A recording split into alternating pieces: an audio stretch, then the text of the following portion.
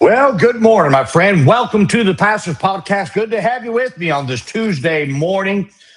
Good start to the week yesterday. Really had a good time out soul winning on yesterday with my son-in-law in the afternoon. And then last night, following back up on someone who visited our church, was able to lead this mother and her daughter to Christ.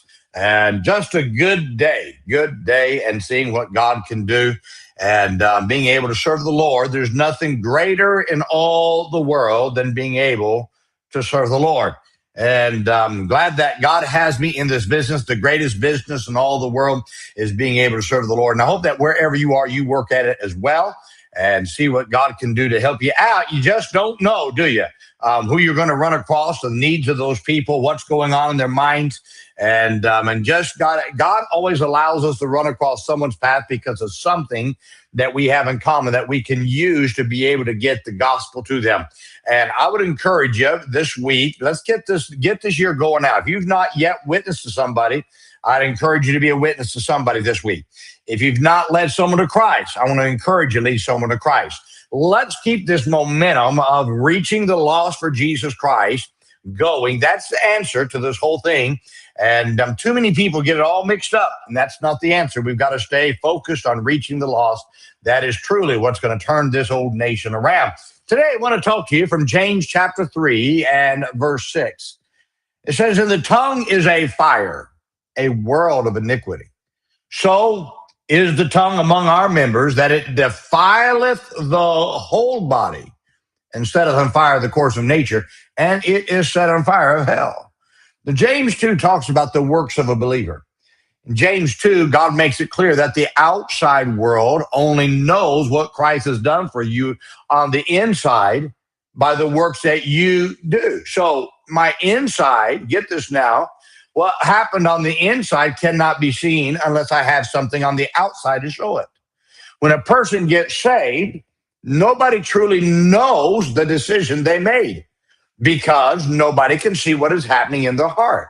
Now, when their life begins to change and the things that were wrong are replaced with good works, it is then that the outside world can see that something has changed inside of your heart. Now, how do you see the change? Well, you see the change by their works. That doesn't mean that they're not saved if they have no works. No, that's not what it says. Works simply justifies the outside work to the outside world, the justified work that Christ did on the inside. So get that now. So God justifies me by faith. The world justifies me by works. Now, James 3 is all about the tongue. So it's interesting, James 2 is about the works, and we do. Now, chapter 3, it's about the tongue and the damage that it can do. So God spends a whole chapter talking about the works, the importance of works in the believer's life to show the lost word that they're saved. He then follows up by showing the believer the importance of not allowing your tongue to destroy the works that you prove to the world that Christ is real on the inside. So God says many powerful things about the tongue and the damage it can do to the works of the believer. He says the tongue is a fire. Fire destroys everything in its path.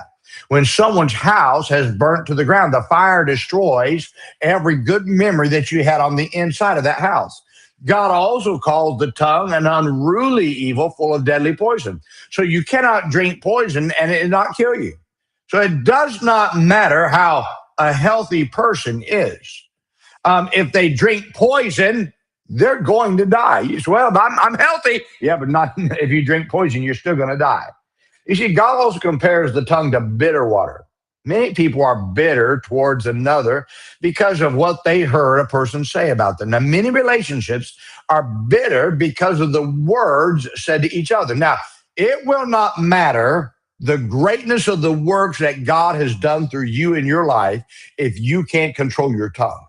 Your tongue can stop the great works of God that limit the works that he can do to you in the future because of the damage your tongue has caused to others.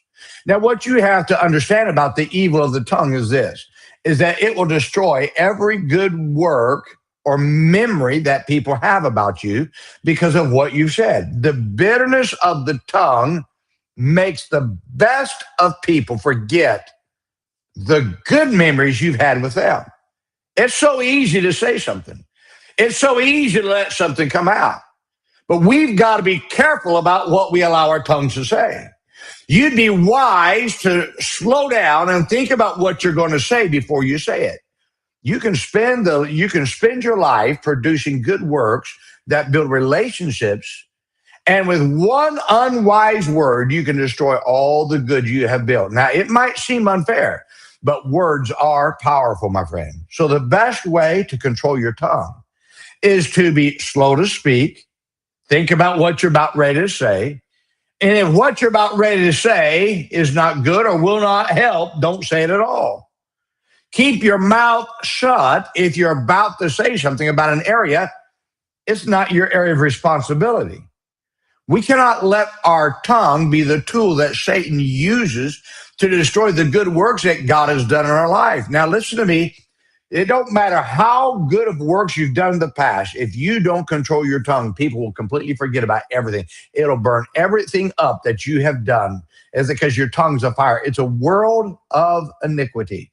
My friend, it's time that we be careful about what we say, how we say it, the tone that we say it, because what we say really does matter. You see, many a person has thought, well, I want to give them a piece of my mind. Yeah, and then you ruin your whole testimony. What I'm saying is this. Let's be careful about what we allow to come out of our lips. Now, if somebody says something, let me just go one step further. If somebody says something, and maybe it was unwise what they said, now let's not hold it against them.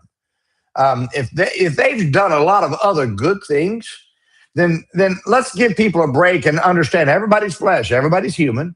Every one of us at times have let things come out of our mouth that we should not have said. So let's not destroy a person because of one thing. But as for ourselves, let's be very cautious about the words we say, how we say it, what we say about people, the gossip, the bitter words, the talk, the destructive words, especially on social media. So easy to get involved in the heat of the moment and just say things that you should not say and destroy your whole testimony. Let's keep a testimony for Jesus Christ. Let's keep our words positive. Let's keep our words truthful, and let's do what we ought to do. And if it's not our area, just stay out of it. Let God deal with it. God will take care of it.